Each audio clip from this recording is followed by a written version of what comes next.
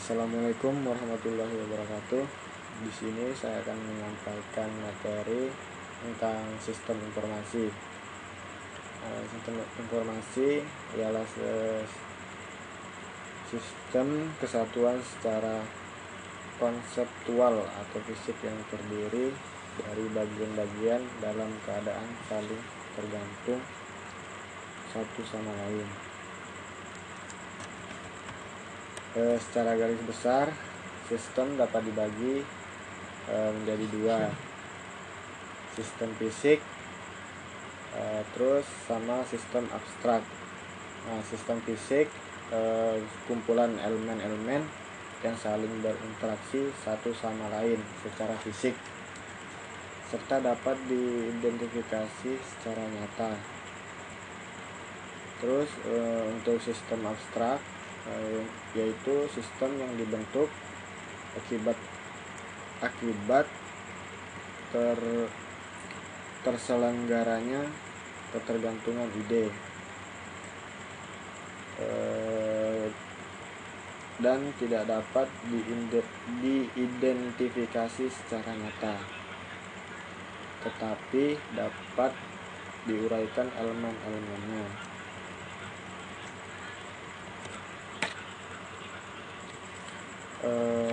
Klasifikasi sistem itu dibagi menjadi 5, yaitu deterministik, terus probabilistik system, open system, closed system, terus relative closed system, di mana deterministik system yaitu sistem di mana operasi-operasi input atau output yang terjadi di dalamnya dapat ditentukan. Contoh program komputer. Terus yang kedua, probabilistik system. Sistem yang input dan prosesnya dapat diidentifikasi, tetapi output yang dihasilkan tidak dapat ditentukan dengan pasti. Contohnya yaitu sistem penilaian ujian, sistem pemasaran. Terus yang ketiga itu open system, sistem yang mengalami pertukaran energi. Sistem ini cenderung memiliki sifat adaptasi. Contohnya yaitu sistem keorganisasian. Terus yang keempat, closed system, sistem fisik di mana proses yang terjadi tidak mengalami pertukaran materi. Contohnya itu reaksi kimia. Terus yang kelima yaitu relatively closed system, sistem yang tertutup tetapi tidak tertutup sama sekali untuk menerima pengaruh-pengaruh lainnya. Contohnya yaitu sistem komputer. Sekarang untuk masuk ke metode sistem. Metode sistem itu dibagi menjadi dua, yaitu black box approach. Yaitu suatu sistem di mana input dan outputnya dapat didefinisikan tetapi prosesnya tidak diketahui. Terus metode ini hanya dapat dimengerti oleh pihak dalam.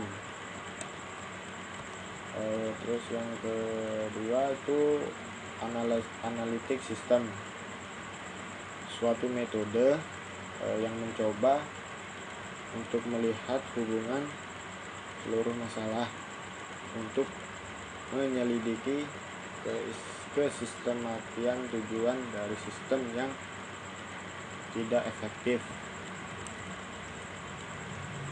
Terus analisa sistem. Analisa sistem dapat didefinisikan sebagai berikut, yaitu penguraian dari suatu sistem informasi yang utuh ke dalam bagian-bagian komponennya dengan maksud untuk mengidentifikasikan dan mengevaluasi permasalahan. Langkah-langkah di analisa sistem yaitu tahap analisis sistem hampir sama dengan langkah-langkah yang dilakukan dalam mendefinisikan proyek-proyek sistem yang akan dikembangkan di tahap perancangan sistem. Terus perancangan sistem.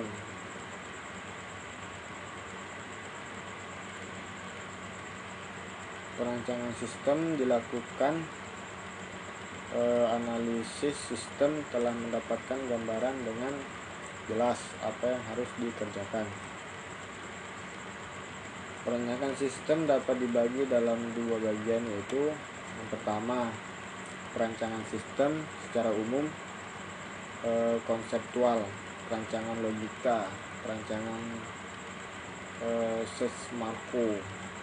Yang kedua itu perancangan sistem terinci atau perancangan sistem secara fisik. Mungkin itu saja yang bisa saya sampaikan. Kurang lebihnya terima kasih. Wassalamualaikum warahmatullahi wabarakatuh.